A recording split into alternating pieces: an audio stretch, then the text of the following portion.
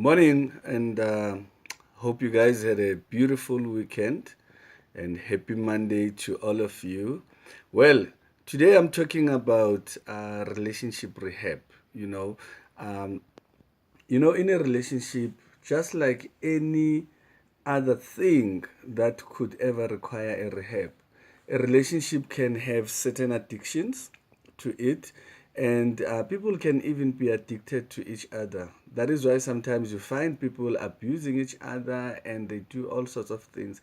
It's because of the certain addictions that goes into a relationship. Now, I want to look at just few points, which is about 4 points of things like when and why would you need a rehab, and how to identify what I call addictions in a relationship, and also managing a relapse, because sometimes you'd find that somebody has been through a relationship rehab and they have certain relapses that they would have, and also how to embrace the change that will happen in a relationship. Now, the first thing, obvious, we need to understand ukuthi rehab is something that is needed for somebody who's got an addiction, meaning that you're doing things in excess. For instance, in a relationship, an addiction will be probably cheating, or somebody who's got a lack of trust, or somebody who's got a high level of secrecy in a relationship. And in most cases, you'd find that there's too much lack of trust and there's constant fighting. There's a lot of neglect that is happening in a relationship, which is why people will tend to cage themselves, and they start now finding other ways and other things that they can do to keep themselves busy, but also to try and overlook the things that are making them to be uncomfortable, and then because of that, they start now using the time that they have at their hands, exploring, finding other things to do. And when the time comes when a person realizes that they are having actually an addiction, it could be pornography, it could be cheating. We've got people that we call serial cheaters. They can't stay without cheating, without even any fulfillment that they are having. So the biggest problem is, the first step is that people will always be in denial of it. Now, we have to get to a point where a person accepts that they have a problem, or both of you need to accept that, you know what, this relationship is toxic, and we need to take it to another level where we rehabilitate it. Now, rehabilitation, it's for people that are saying, I still want to be in this relationship, but I don't like how it's going, and I don't like how it has made me to become, and now I need a certain intervention. Now, that rehabilitation could be a therapy, it could also be self-introspection within the relationship, where you decide, you know what, this is not working, which areas are not working. So you need also to accept your role and your responsibility in the relationship not working. What is it that you have contributed, or to your partner being in a state of needing some kind of an intervention? So you need to be able to manage your expectations, just like managing your partner's expectations, so that you can be able to be on the same level.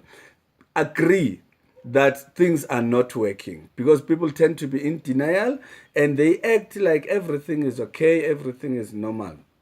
Okay, before I run out of time, let me quickly go through how do you identify addictions in a relationship. Number one, if there's a change of behavior.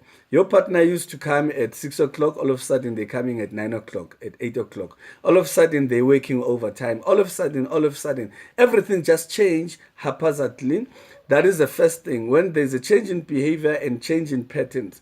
When there's a level of secrecy in a relationship, all of a sudden things are a bit dodgy. There are passwords that were not there. There's a bit of things that are hidden. There's money that is going missing and all those things.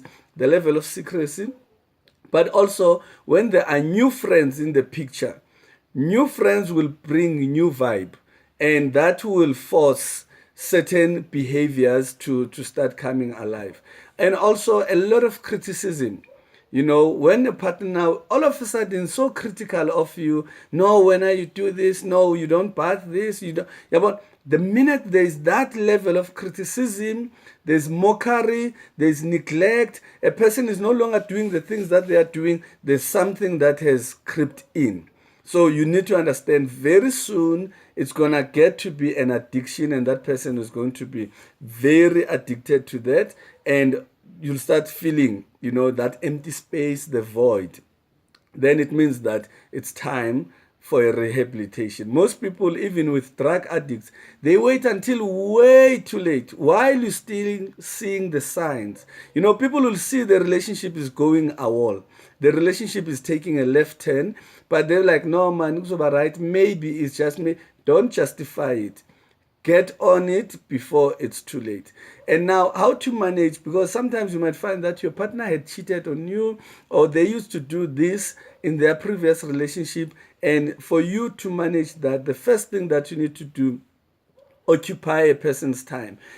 Somebody once said that idle hands, they become an idle heart, it becomes the devil's workshop. The devil finds space to come and get involved the minute there's a lot of emptiness, boredom, a lot of free time in your hands. Get to do things together with your partner. And then the other thing, to manage that relapse, you need to reduce the level of stress that you are giving each other, the level of criticism, the level of neglect that you have. And you need to affirm each other a lot. You need to affirm each other. You reassure each other every single time that you have, because when people feel neglected, they start finding other ways to validate themselves, and whatever that they use, it could easily become an addiction. Now, when now the person has changed and you've seen the changes in their lives, you need to allow your partner to grow, and you can't keep bringing back the things that your partner used to do. Because sometimes you keep reminding me, when you cheated on me last year, I'm thinking, you know what, if this person hasn't forgiven me, is not willing to move past it, I might as well just continue doing it, because anyway, they're going to bring it about again. So I might as well continue doing it. Avail yourself to support your partner. You need to be there, for your partner. You need to acknowledge. Remember, you're saying, I'm staying in this relationship. You're not saying, I'm calling it quits. You're saying, I'm staying. So if you're staying, you need to provide enough support. You need to be available. You need to identify, without saying it to your partner, the improvements that the partner is making, and applaud them on those things. And then you need to do away with everything that led into that state of addiction. You cannot tell me, Uguti, you became an alcoholic and then you became addicted to alcohol, but when you still want to hang out at a tavern. If you fell into a sin or into a trap of cheating on your partner, you can't be keeping the same people and say, no, the relationship is over, we are just friends now. And you can't have your exes on your phone. You can't be having your exes in your inboxes on Facebook. What is it that you are connecting with, Nabo? Remember, Oguti, they were the cause of you falling into that addiction, of betraying your relationship. Now, in your recovery, you cannot keep the very same people. Remember, you need to keep a clean slate. If I had friends who introduced me to drugs, when I come back from rehab, I need to do away with those friends, because these are the people, unless they're also rehabilitated, but these are the people who were the influence and who didn't see anything wrong with what has been happening and what I did. Let me cut it here. I hope this will help you to kind of be able to identify a few things that could be a problem in your relationship that could lead to you needing a rehabilitation.